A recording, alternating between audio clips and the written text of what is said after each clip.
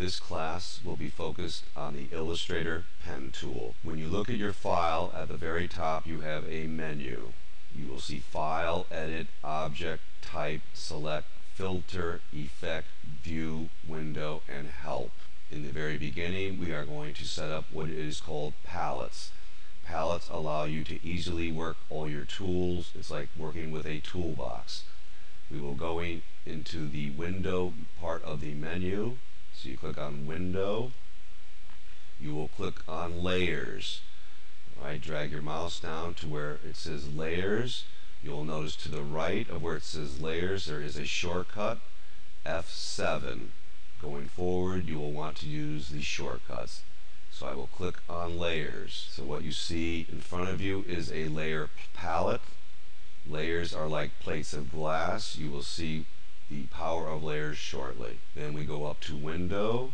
You will click on the Stroke palette, or the shortcut is Control F10. Eventually you will use that shortcut. So you click on Stroke. It brings up a Stroke palette. Okay, the Stroke palette, if I double click on the word Stroke, it brings up options for your stroke. The stroke is the outline of your flat. It is the thickness of the pen. Next we will go into the Window and we will open up Swatches. Right now Swatches is clicked on, which means it already is on the screen. Okay, so I do not have to click on it again.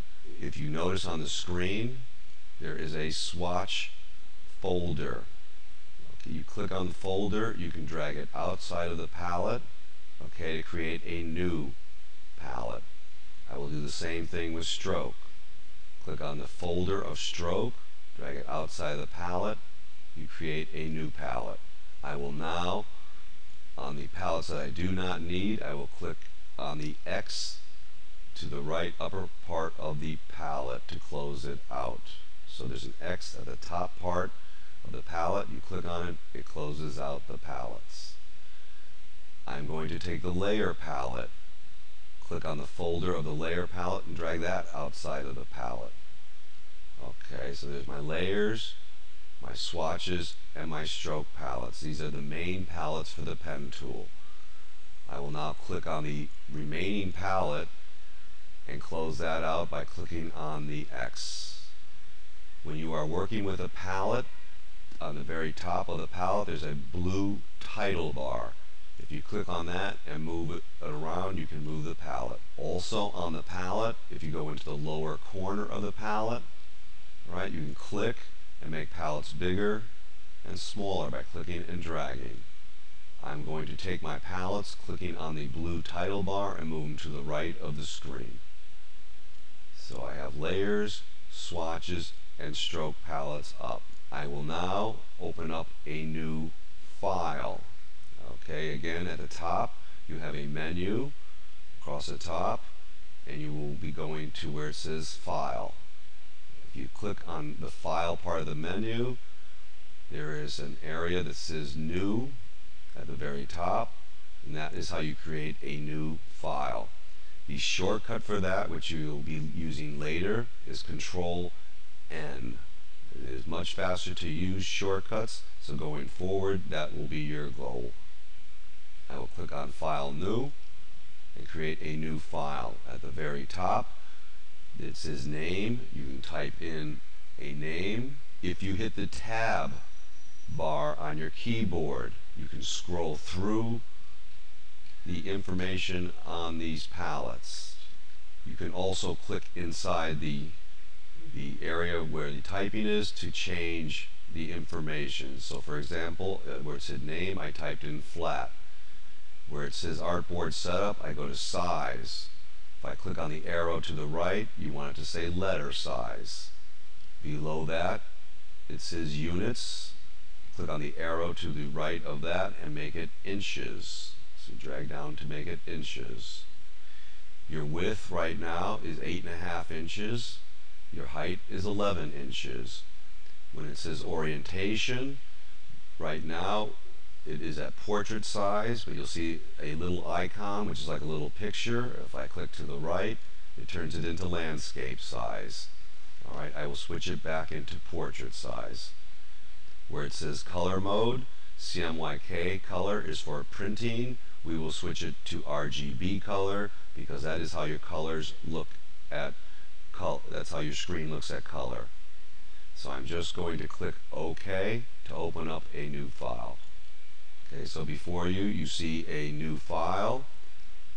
To the left, if I click on the left of the file, you'll notice what's called a toolbar. Okay, there's a black arrow on the toolbar. If you hold your mouse over, it is called a selection tool. The shortcut to get to that is the letter V. Okay, the black arrow will totally select a total object. You will see what happens with this tool shortly.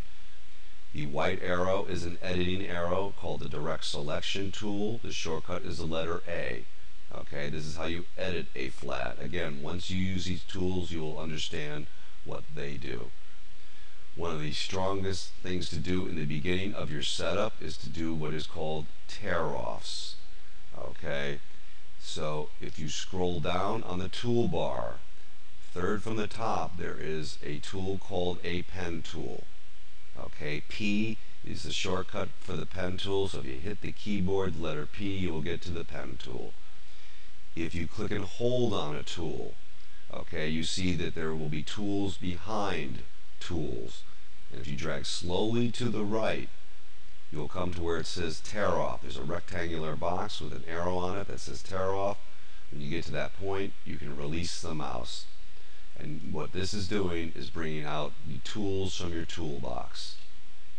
If I drag down on the toolbox, I go 6 from the top. Okay, click and hold on a tool that has an arrow that is going in a circle. Right, if I drag to the right, there's what's called a reflect tool, or the letter O to get to that.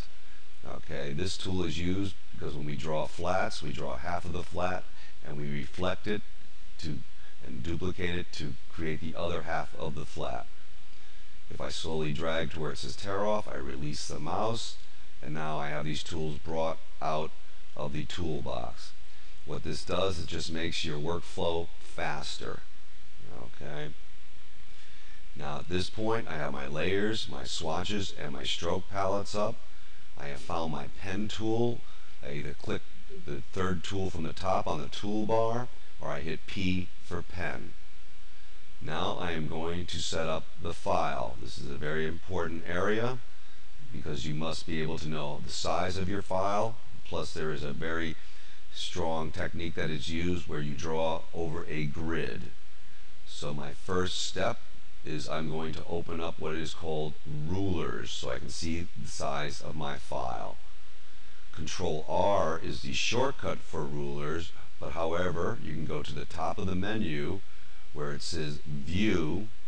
You click on View, and if you scroll down, you will see where it says Show Rulers, and you would click on that to show your rulers. The faster way is the shortcut Control R.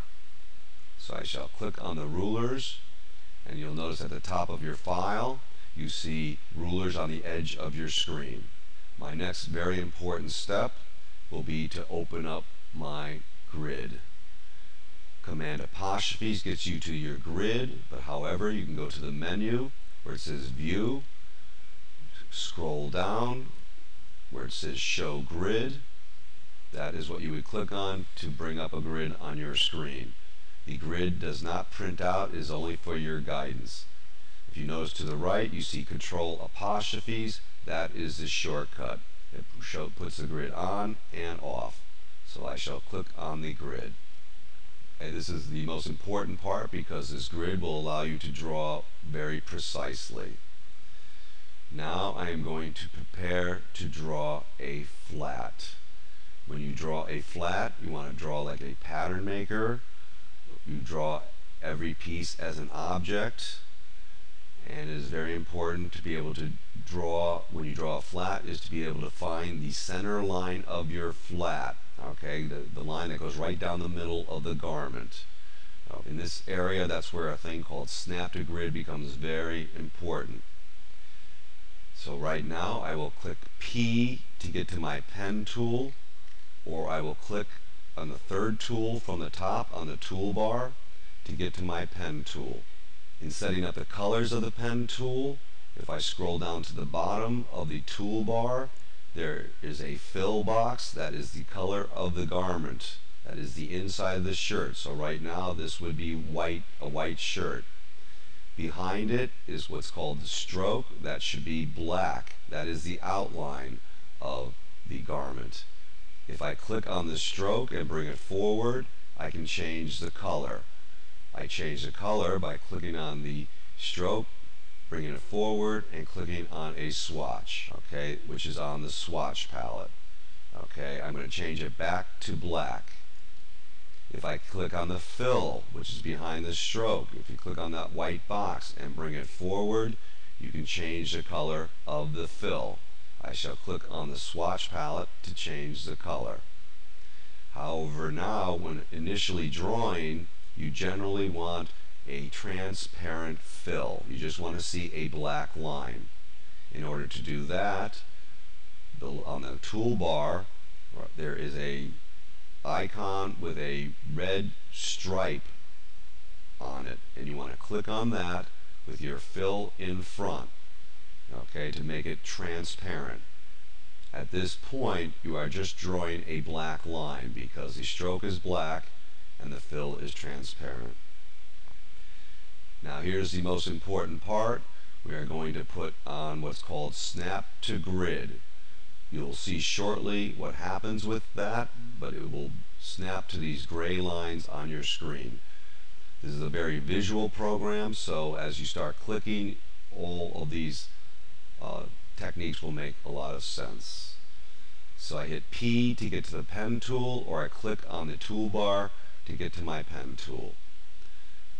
What I'm going to do is use one of these dark gray lines as my center line. I am under the number 4. Okay, so this line here that I'm scrolling down is going to become my center line of my garment.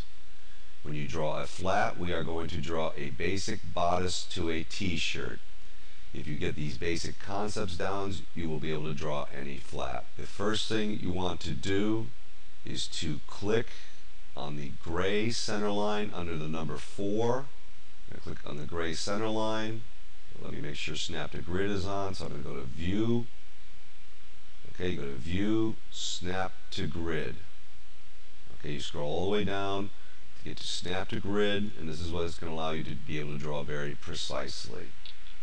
So my first click is going to be at the base of the neck on a gray center line. So at the base of the neck of the garment.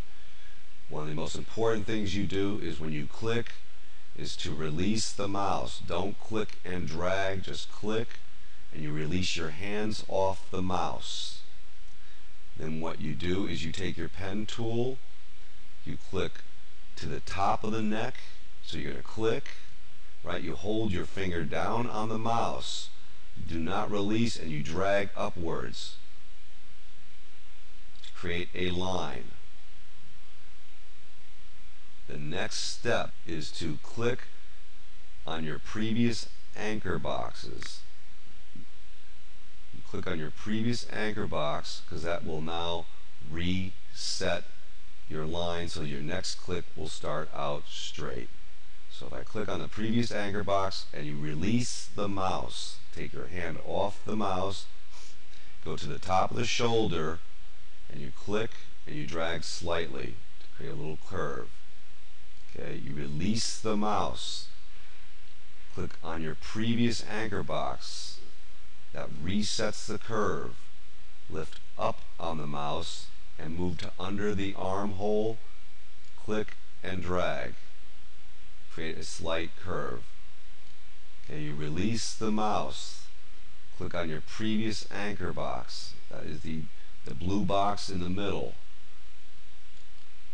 Release the mouse, come to the side of the garment, click and drag slightly, release the mouse, then go back to your previous anchor box, click on it, release the mouse, and click on your center line. So you have drawn half of a garment. A very important technique is to be able to click, and when you go far away and click again, is to click on your previous anchor box, right? So you can always reset your curve. Now what I'm going to do is put a fill color into the flat. Okay, so right now I've drawn with a transparent fill. I'm going to make sure if I go to the bottom of the toolbar, right now there's a red stripe for the fill that makes it transparent. I am going to click on the fill to make sure it's in front of what is called the stroke, which is behind it. That's that black frame. And I'm going to click on a swatch to put a color into the flat. Okay, the next steps is the basics for all flats. If you can create a bodice, you'll be able to create everything with practice. So I am going to click on my black arrow, which will totally select an object. I can either hit V to get to the black arrow, or I can click on the black arrow. It's at the very top of the toolbar. It is a selection tool. Okay, if I click on the black arrow and click on the flat, it has been selected. If you click away from the flat, it is deselected with the arrow tool. So if I click on the flat, it's selected. That's step one. Step two is to go to your reflect tool. The reflect tool are if you go 6 tools from the top on the very left side of the toolbar, you click and hold onto a tool that looks like an arrow that is going in a circle. You'll see 2 triangles that are facing each other. That is the reflect tool. You could type O, the letter O, to get to it. So my first technique was to take the black arrow and click on the flat to select it. Then the next step is to go to your reflect tool, or you can hit the letter O to get to the reflect tool. And here is the important part where you take your mouse and you bring it over the center line of the garment. Okay, so I'm right above the base of the neckline. The next step is to hold down Option with your left hand, or alternate if you're on a PC. Okay, so I'm over the center line. I'm holding down alternate with my left hand. This is a very big shortcut that will save you a tremendous amount of editing. If I click, a palette comes up. It's the reflect palette. You want it to say vertical. That's normally how it shows up. And you want the angle to say 90 degrees. And you will hit copy to duplicate this half, and what it will do is it will duplicate half of the flat. It will reflect it to the other side and create a mirror image. So make sure you don't hit OK. You want to hit copy. Once I have hit copy, you can note how the flat comes in perfectly placed on, because you had a strong center line and you had snap to grid on. If there is a problem, take your black arrow, which is your selection tool. Alright, you can always click on that half of a garment, and on your keyboard, in the lower part of your keyboard, you have up, down, and side arrows. You can click on your side arrow and move your flat if it is not on the center line. Alright, you want it to be matching the center line. Your next step is to click on the white arrow, which is an editing arrow. Okay, that's how you can edit part of a flat. So right now you would click on your white arrow, and what you're going to do is click a square around the base of your neck, because there's actually an anchor box there that is on top of another anchor box, because you have 2 parts to your flat, your left side and your right side.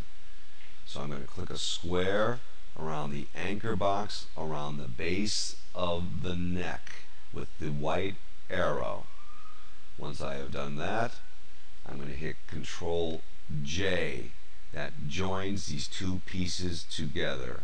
So Control J join will join the 2 parts of the flat together, and I will just click OK. And now you have a flat. If you click on the flat, and if your fill is in front and you click on a swatch, you can change the color. So just make sure your fill is in front, click on a swatch, you can change the color. And that is the basic of creating a bodice for a t-shirt.